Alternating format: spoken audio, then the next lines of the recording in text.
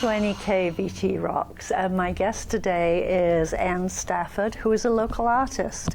And you're a real live Generations Vermonter, right? That's right. I am 7 generations in my family. Cool. Yeah. Where from originally? England, and Stafford is a place name, so they were It's from... true. I know this. From Staffordshire. Yeah. And kind of interestingly enough, several people in my immediate family have been interested in doing pottery, including me. Duh, Stoke-on-Trent. And the Staffordshire pottery. Right, yeah. that is Stoke-on-Trent, yeah. Oh, that's where it is, Yes, Stoke-on-Trent. absolutely. See, I've never been there, but I'd Oh. love to go there. That would be fun. Yeah, it's a fun area. I actually went to graduate school in that area, so... Oh, nice. Yeah, I lived there for a couple of years. Oh. Well, if I go, you'll have to tell me where to go and what to do. And So now you're a real Vermonter as opposed to us Flatlanders. I try hard not to make those kind of distinctions. Well, they make themselves, actually, because you do have a degree of history that the rest of us don't. And that's good. I mean, it's really nice that there is that kind of continuity. Nice. Yeah, it is nice. I feel a deep sense of belonging here. Yeah. And I don't know if my life would have the same kind of meaning or belonging, like I said, if I lived somewhere else. I've lived other places. Right. And then come back. I kind of came back, well, up here to this part of Vermont by mistake. It was not my plan. I was going to stay in, I had a big house in Essex Junction, and you know, went back to school and I was hoping to get a job in one of the schools down there, but that didn't happen. They hired me back up here at my alma mater, and so I spent 12 years at North Country. North Country High School? Yeah. Oh, yeah. Then probably almost everybody you meet must be somebody who passed through your classroom. Oh gosh, I know. I'd ask the kids, what was your father's or mother's name? And they'd tell me, and I'd say, well, who's your grandfather or grandmother? So I always knew the generation before. Are you from a long line of artists? On both sides of my family, actually. My father's sister was always, you know, drawing, painting, nothing well known, but, you know, for her family and for just decorating the walls. And then my mother's first cousin, Eugenie Roby, she was a local artist and well known locally, and did landscapes like I do, and really beautiful buildings. And I think her favorite artists were people like Rockwell Kent and, you know, that 19th century, early 20th century artwork. And so you see that in her paintings. Right. Yeah, they're very good. Yeah, there will be a link at the end of this to the web pages that you have, so people will get a sense of your work, and they can see it at MAC as well. That's right. Menford Magog's Art Collaborative on Main Street. Yes, give me a little plug for my show. Of course. Your show there is lovely. Oh, thank you. Yeah, and that's a really nice segue into something I picked up from your website, which I didn't know before, is that you give lessons, you teach. So how did that become part of your life? Well, I became a teacher. I went back to school to become a teacher in, let's see, I was 47. Went back to school, went to UVM to get a master's degree. First I had to finish my BA, which I'd kind of dropped when I was young because I needed to travel. Right, I needed to do things. Yeah. So I didn't finish it back then. I did when I was 47, and then graduated from UVM with a master's degree in special ed. Let's see, what was that? 2006. And then the job I got, I applied for many jobs where I was living in Essex Junction, but they don't hire brand new teachers. They only hire really. Aren't they privileged? Well, and there are some good reasons for it, actually. They go through many more court cases. They have well-educated and litigious parents. So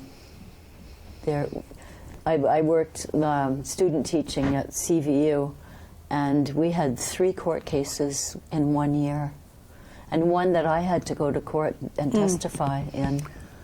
Yeah. That's such a drain of energy. Oh, it really was, yeah. Yeah.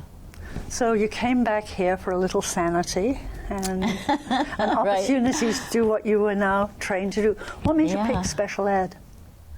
I knew I'd get a job. Practical, okay. And I had been working at this, what's it called? Sheltered workshop at the old fort, Ethan Allen Fort in Essex. Yeah. And I just really loved those individuals. And then when I was in high school, I was failing my social studies class, and my teacher, Noel Ford, who was just wonderful and ended up becoming superintendent, he brought me into his office one day and he said, you know, you're not doing well, and you should be because you're smart enough. I said, well, I'm just so bored, I can't stand it. And he said, how would you like to teach at the school? You know, back then we called it for the retarded. Yep. In Derby, and it was a separate school. It wasn't integrated. Exactly. Yeah. Right. So I did that instead of going to my social studies class, and I loved it. And learned so much more.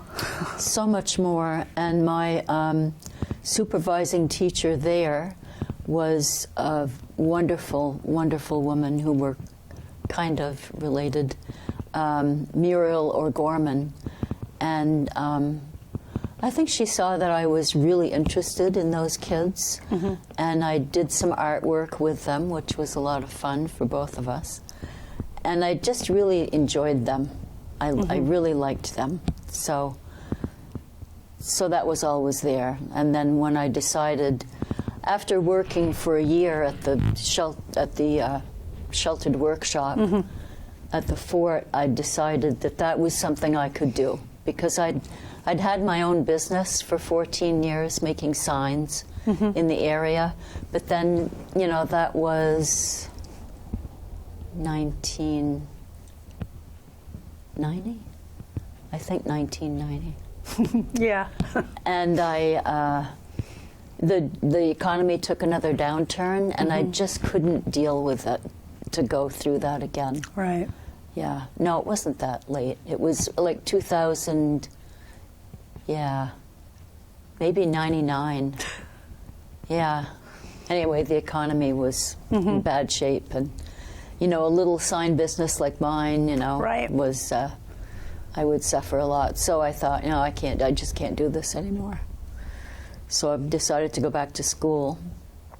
Luckily, my mother gave me some money to do that, so, you know, I'm lucky to have that support, and I like being a student, so it was good. I mean, your story is sort of fascinating, because here you were, a recalcitrant school kid, doing your own thing, telling them you were bored. And yet the education system at that point could say, hey, you're not the right fit for this right now. How about you do this? And they did something really creative with you. And it worked. I know. I'm so thankful that Noel Ford was a forward-thinking teacher. And I just think that education should open that door more often. I agree. You know? Totally. Yeah. And they don't, for several reasons, I'm sure. Probably legality being one of them. How sad is that? Yeah. We know how can't be more the system, creative. When it squishes somebody into a particular box or pathway, it's not doing them any favors. Yeah, right. Yeah, and yet somehow you were lucky enough to be able to sidestep that. And it sounds like you've continued sidestepping. and going whichever path you like. So try to think outside the boundaries. Yeah. Why not? I totally agree. Make it up as you go along. Yeah, and that's sort of the next segue here, because I met you through activism. That's right. Which, again, is, as you said, a new path for you, but I sort of don't believe that. And the more we talk, I really don't believe that. Oh, really? It sounds like activism has always been a part of your life. I mean, what is activism? It's looking for change. It's looking for other ways of getting to a place that works. Well, you were doing that as a school kid. Well, and it was during the Vietnam era. Mm-hmm. So we were protesting the war at school. Right. We all wore armbands to graduation. And, I ended up having kind of a lifelong friendship and a short marriage with a man who was a draft resistor. Yeah. Came back to Island Pond as a draft resistor. Mm-hmm. So that was kind of my introduction to activism. But I wouldn't call myself an activist, because I've never taken to the streets like I have recently. Mm-hmm. Well, you certainly can wear that badge now. Oh, I'm so mad now. Gosh, it's just awful. Awful. What he's doing, it's terrible. Yeah. And yet, to keep moving forward, we all have to find a way of working through being mad and using it productively. Are there going to be ways that you can combine your talents of art and teaching and activism? Probably. I make posters. I could have a poster making class. That would be wonderful. I don't know if I could do that at the MAC, because I don't... Oh, I'm sure you could. You think so? Yeah. They don't mind getting a little political? Not that I'm aware of, no. Uh-huh. No, I think that would be a wonderful, relevant opportunity. And it's not as though you're saying what people have to put on their posters. I mean, you're teaching the skills, and everybody can put what they want. Yeah. Well, and that's kind of how I was trained at UVM to teach kids with special needs, is to give them a lot of choice, Yeah. So I had a small English class that I really enjoyed, and we wrote poetry and made up a little newspaper and did all kinds of things that were kind of outside the box for that group, and I would just have them come up with all of the ideas. Sure. So I was just kind of a facilitator. They really were teaching the class, not me. Mm-hmm. Well, isn't that what teaching is? Well, it really, clearing that's space. More creative that way, and more fun for both the teacher and the students. Right. Yeah. And for any of us who were less than thrilled, shall I say, with our formal educations, that would have been wonderful. Yeah. It would have been. Yeah. Yeah. I had a couple of really inventive teachers when I went to high school. Mm-hmm. So a few of them, not several, but now probably 3, were avoiding the draft by becoming teachers. Sure. And they were fun, and they were open to trying new things. And one of them was a social studies teacher as well. And we made a play up about the American Revolution. Kind of like, the famous one that's going on in Broadway now. Yeah. Hamilton. Yes. Yeah. Yeah. So there was certainly the space then to be that creative. There was, and when I came back here as a teacher, and that was a really brand new role for me, and I was an older person, so it was kind of an interesting position to be in, to have more, as we said earlier, more knowledge and experience behind you. Right. But then faced with a brand new role of doing something that, exciting and what are you going to do with this? Yes, exactly. And I think that I just lost my train of thought. Give me a little prompt. It will come back. We were Okay. talking about the opportunity to be creative, really, and made a slight detour around coming up with a musical or a play. Oh, right. About the revolution. Yeah. Yeah, he was so inventive. That was really fun to do. When I know where I was going with that. When I returned as a teacher to high school, I thought, I'd really just assumed that there would be more classes like that. Because I thought that had continued. And I was quite surprised to see that It had been choked out of the system. mostly there were a few teachers who were willing to divert from the trodden path and try something a little risky, a little different. But most teachers were really teaching to the book, and then along came Leave No Child Behind, which was, we're going to leave your child behind. Right, exactly. And teaching to the test, and I knew several teachers at the high school who were very resentful, rightfully so, of that that new model. Yeah, that was awful.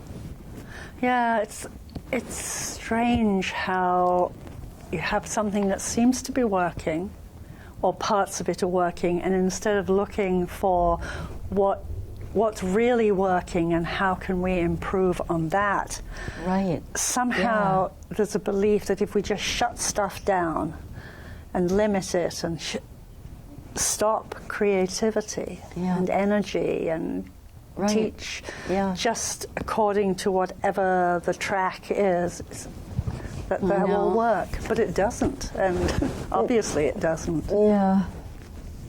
I know the choice to be secure rather than risky is I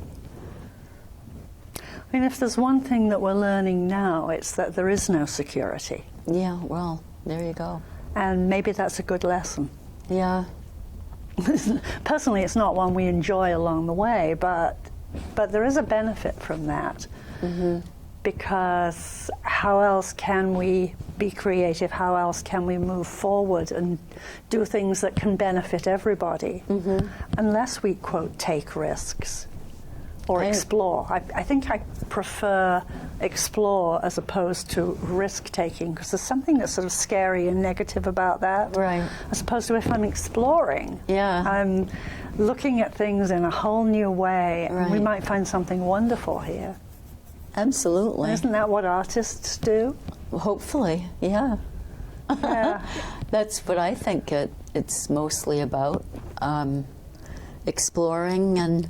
Exploring how you interpret reality. Right. Rather than copying a photo or going out in the field and painting it just the way it looks.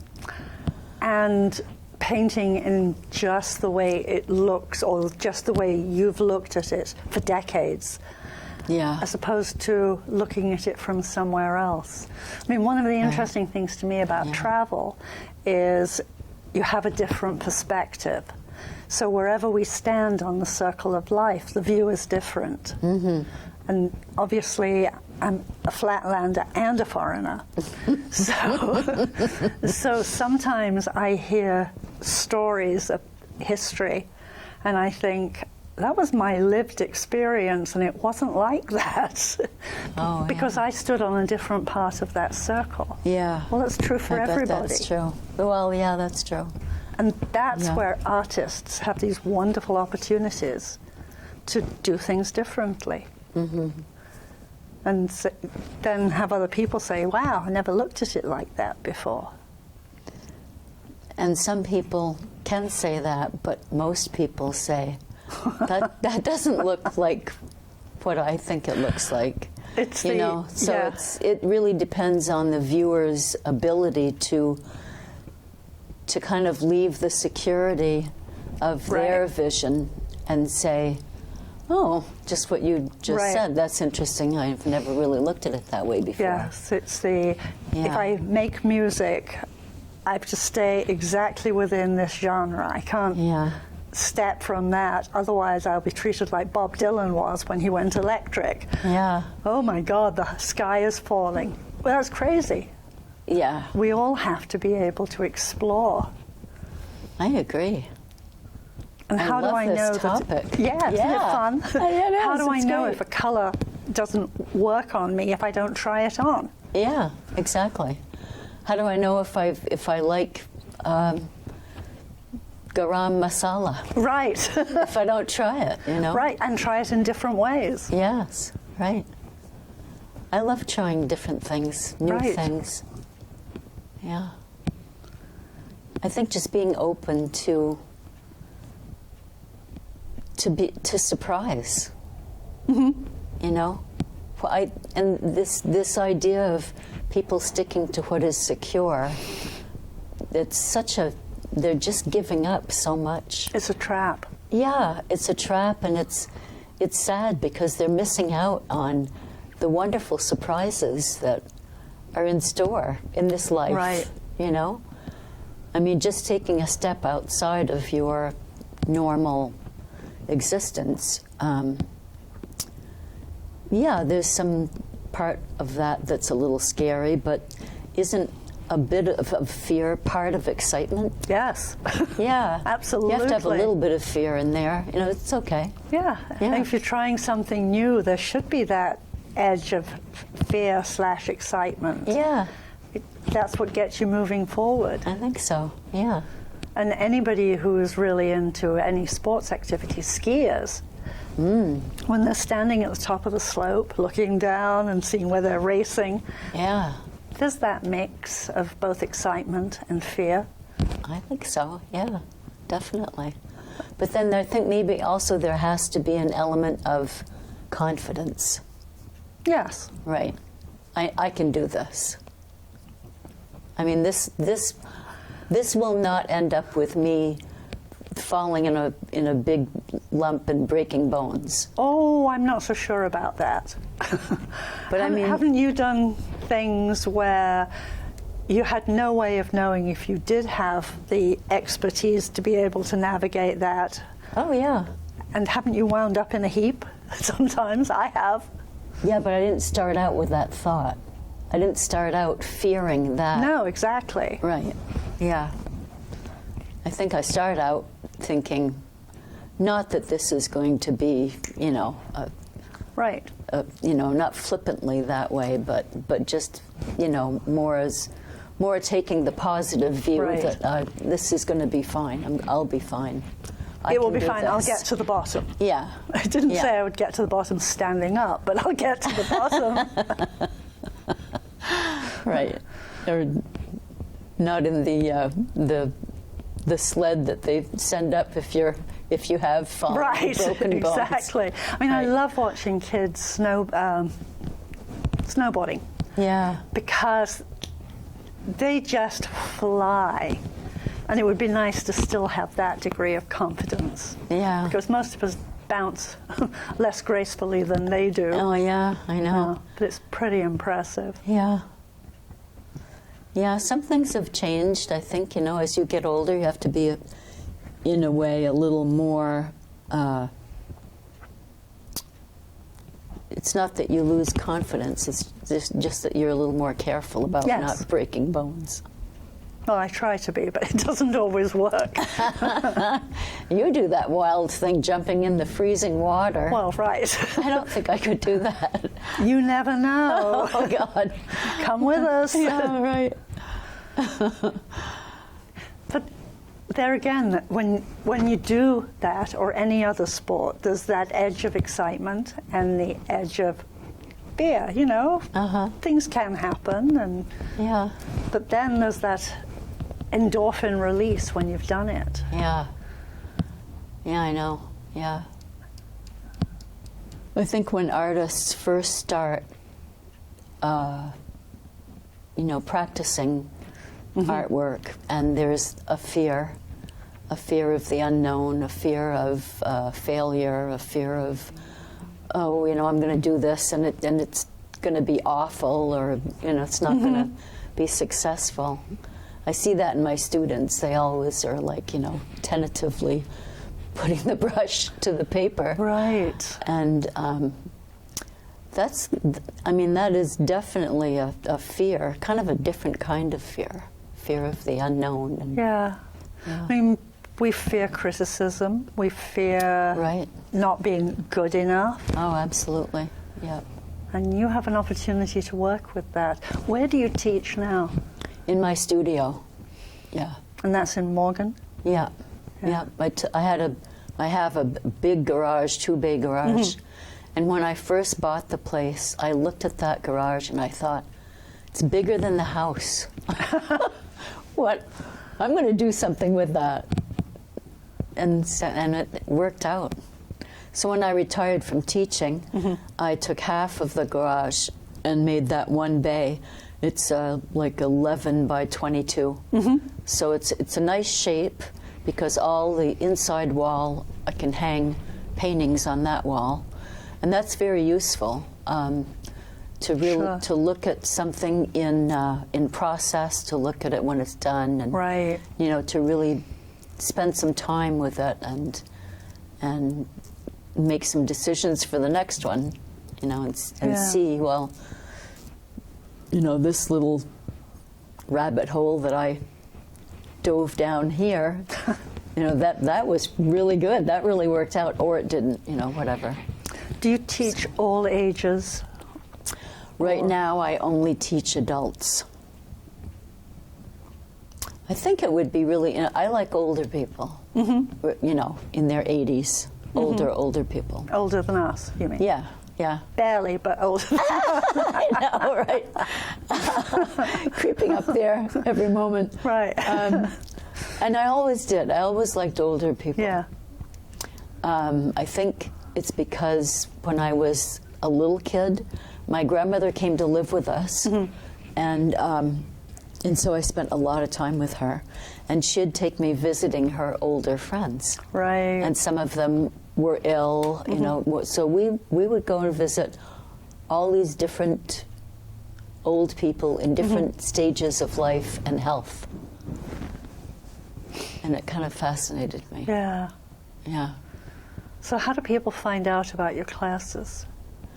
It's on the 2 websites that I'm on, and word of mouth mostly. Sometimes I say something on my Facebook page or Instagram. Yeah. I'm on both of those. Right now I have 2 very wonderful, faithful students. They come, excuse me, it's the 3rd Sunday of every month. From 1 to 4, and be about a week or so before the class, I'll send out a video. I'm always looking at videos, and so I'll send out something that I've watched of another artist, mostly watercolor, that I admire for various reasons, and so I'll write a little thing about it, why I think this person is so good, and what's interesting about his or her. You know, could be anything like brushwork or color choices or whatever, technique. There's a lot of technique in watercolor. And, you know, hopefully they have time to watch them, and then we'll talk about it when they arrive at class. And sometimes we try to do what they did, or we'll do that exact lesson that they did on YouTube. So or try to use some of their techniques or something. Those are people who are pretty sophisticated in their learning. Do you ever work with people who've never had a lesson? Yeah, yeah. Yeah. Yeah, these 2, well, one, they're both artists in different ways. One is kind of more, she also teaches at CCV, so. She's a little more experienced, or maybe she's put a little more time into it than the other woman, but they're both equally enthusiastic. And I call my group WE, W-E, Watercolor Enthusiasts. Great. Yeah. It's fun. It's really fun. And it's so good for me because it has solidified my practice. Because I have to be able to talk about what I'm doing and why. Right. when I demonstrate things. So, and sometimes that's really successful, and sometimes it's not. So, Right. you know, they have to be able to kind of have some flexibility where I'm not a professional. I think of myself as an intermediate painter. Well, I think when people look at your work at NEK, they can decide that for themselves, but it looks pretty Yeah. professional from where I sit. Oh, that's good.